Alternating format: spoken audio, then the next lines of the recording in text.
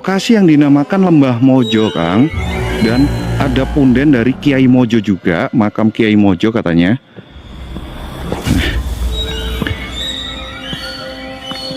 Oh, ini guys. Ini makamnya nih.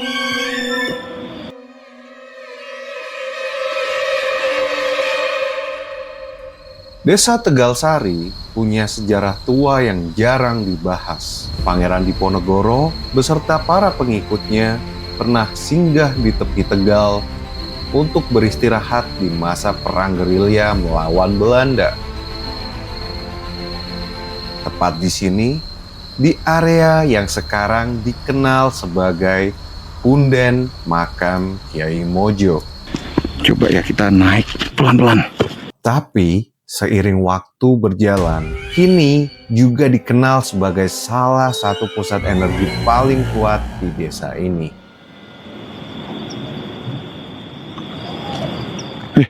Ada yang ketawa loh. Dengar nggak? Dari sebelah situ. Oke, jadi kita ada di tempat yang namanya Lembah Mojo. Dan di Lembah Mojo ini konon ditakuti oleh warga seantero. Mana nih? Karanggede ya?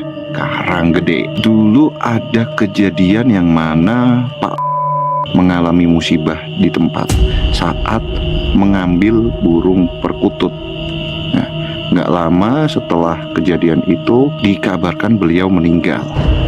Nah, gitu teman-teman. Nah, ini yang mana yang makam asli, mana yang enggak nih?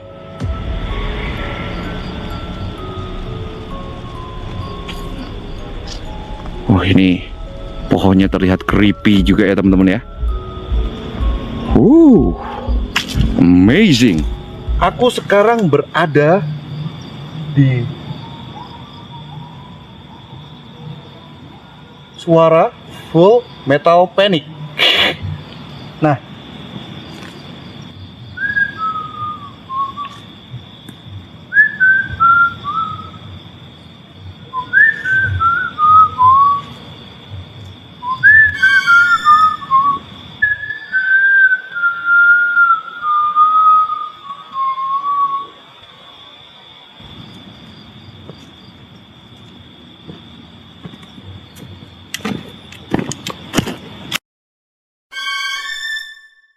tadi lihat ya, ada seperti cahaya dari sana ya. Nah, di sana ngeblur juga. Woi, ayolah dibantulah. Hei, kasih paham lah. Masa ngeblur gini, woi? Hei. Nah, gimana teman-teman? Menurut kalian, suara dan juga cahaya yang tadi terlihat di kamera itu apa? Inilah yang terjadi saat saya pertama kali live di area punden makam Kiai Mojo tahun 2023. Tanpa rekayasa, cuma modal nekat, tanpa logika mistika, hanya dokumentasi secara real time. Peace, love, and gaul. Karena rute perjalanan masih panjang, saya melanjutkan perjalanan menyusuri jalan setapak turun ke area lembah. Di sekitar jalan ini, konon sering muncul makhluk hitam tinggi besar dengan taring yang panjang dan juga mata merah yang menyala. Dan ini rutenya juga ekstrim teman-teman. Serius, ini jalan ke sana tuh menurun ya. Ngeblur gua getok. Saat melalui jalan ini, banyak suara-suara aneh yang terdengar yang membuat sekujur tubuh menjadi merinding. Nah, terdengar jelas suara benda jatuh, bukan? Apa sih kamu, woi? Dan suaranya harusnya tidak jauh dari lokasi saya berdiri. Entah ini anomali atau bukan.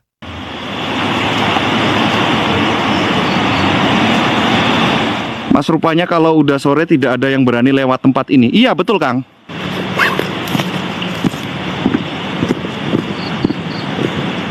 Wow, yo. Apakah kamu merindukan kesegaran alam yang luar biasa? Hei, siapa yang ketok-ketok bambu?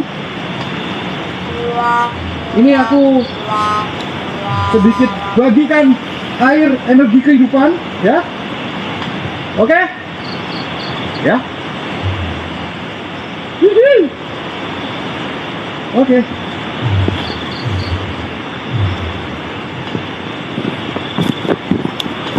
Dibagi air kehidupan langsung diem loh. Nah, kita cek dulu ke bawah sini ya. Setapak demi setapak, saya menuruni jalan menurun ini sekitar 30 meter hingga menemukan air terjun kecil dari tengah-tengah tebing. Seperti waterfall. Wow.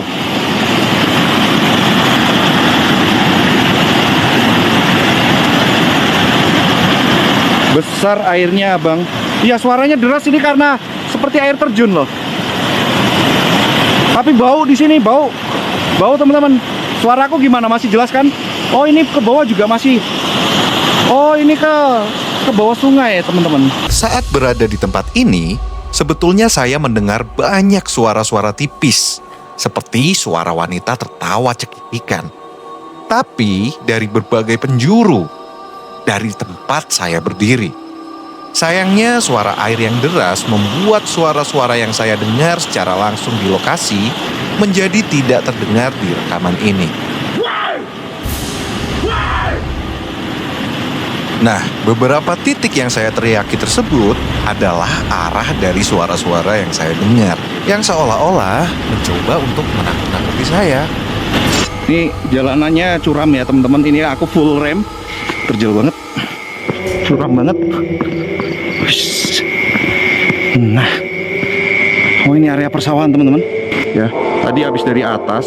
Setelah melalui turunan terjal dari area air terjun tadi, sampailah saya di area tegal atau persawahan yang tepat berada di kaki bukit ini. Saat di siang hari, mungkin lokasi ini akan nampak begitu asri dan indah. Di persawahan ini juga masih bisa kita temukan batu-batu raksasa yang sudah ada dari zaman dulunya.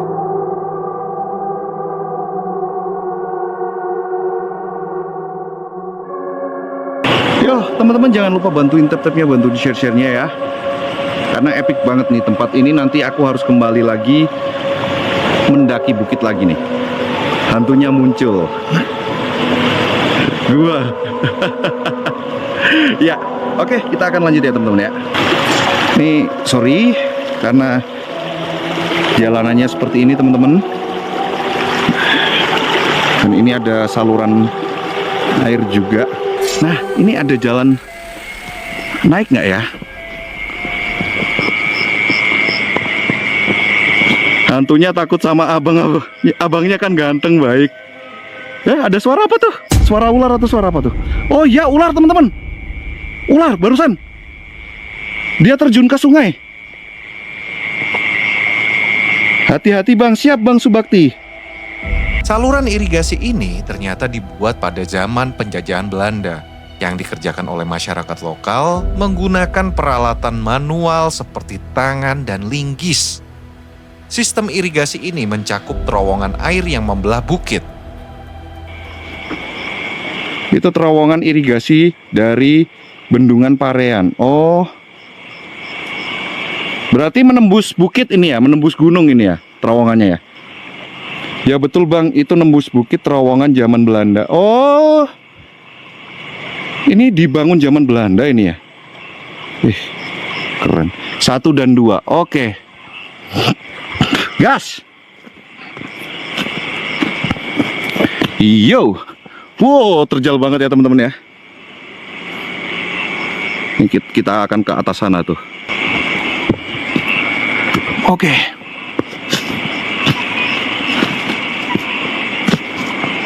Wah, gila. Ini ekstrim ya teman-teman ya, rutenya ya.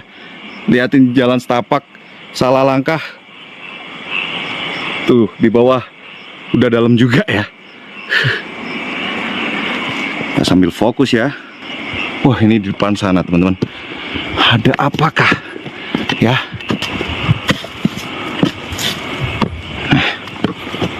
Yo.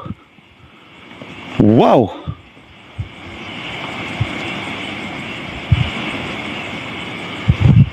Keren teman-teman. Nih, kita barusan habis dari sana ya. Kita coba susuri naik kali ya.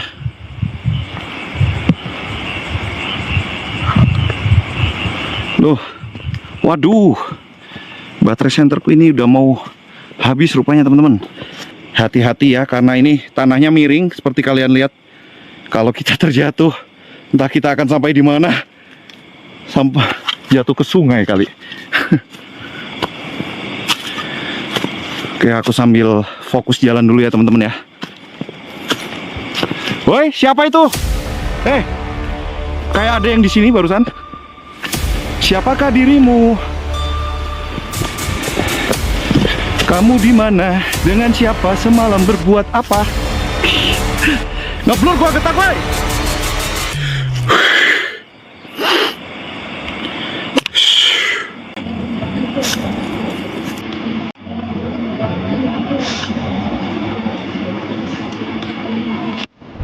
Dengarkan suaranya? Dimulai dari saya secara langsung melihat seperti ada seseorang yang berdiri di depan dan tiba-tiba menghilang. Lalu disusul dengan kamera yang tiba-tiba blur dan tidak mau fokus. Hingga suara ramai yang tiba-tiba terdengar dan lalu menghilang begitu saja.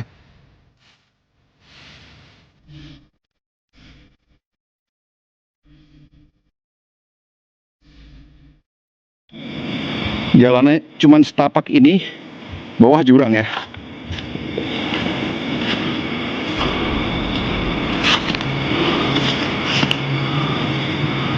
Wow.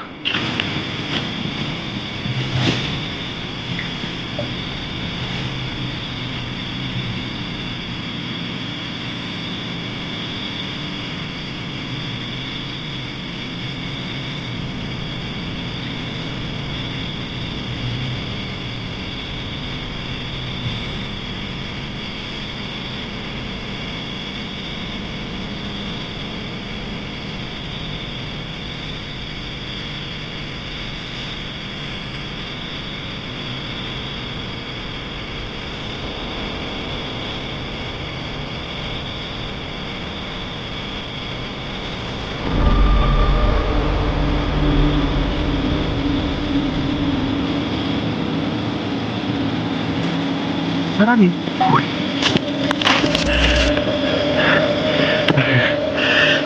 Wah, terjal. Gila ya. Ini aku sampai ngejungkluk-jungkluk untuk naik. Kelihatannya jalannya nanjak banget. Kang, iya, Bang Alves Kidul. Bener banget. Wah, ini senterku udah mulai redup. Oke, guys, yuk. Ngos-ngosan, benar-benar mental dan fisik ditempa di lokasi ini. Di tengah jalan yang agak datar, saya duduk sebentar untuk beristirahat, sembari bercengkrama membalas komentar penonton live saya pada malam itu. Nah, tempat yang tadi ada anomali kamera blur sendiri dan suara-suara yang entah asalnya dari mana, ternyata lokasi tersebut dekat dengan tempat yang dinamai Gumuk Mojo, lokasi pertapaan yang digunakan orang-orang zaman dahulu untuk nyepi dan bertapa di tempat ini. Hal ini saya baru ketahui setahun kemudian setelah penelusuran ini.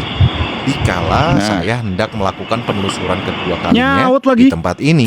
Nah, ternyata muter sini bisa teman-teman rupanya. Tadi kan kita menuruni jalan ini ya. Turun lewat jalan sini tadi ya. Aku tadi pipis di sini kan ya.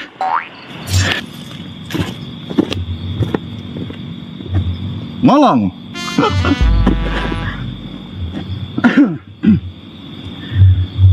Teman-teman semuanya, yuk mari kita berbagi energi positif dengan cara berdoa sesuai dengan agama dan keyakinan kita masing-masing ya. Untuk apa teman-teman?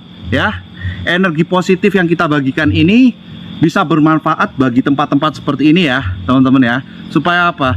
Tidak lagi menjadi sebuah momok atau ketakutan bagi warga sekitar. Oke, teman-teman, yuk berdoa sesuai dengan agama dan keyakinan kita masing-masing. Mulai.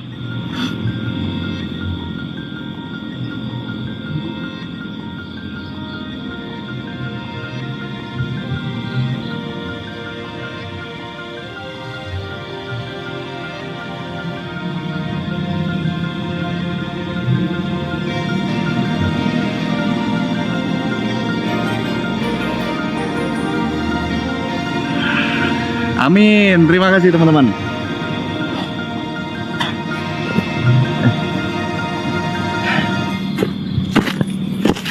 Nah, jadi teman-teman ya, luar biasa perjalanan kita pada malam hari ini ya. Di sini ada cuman mau nampak dicabut.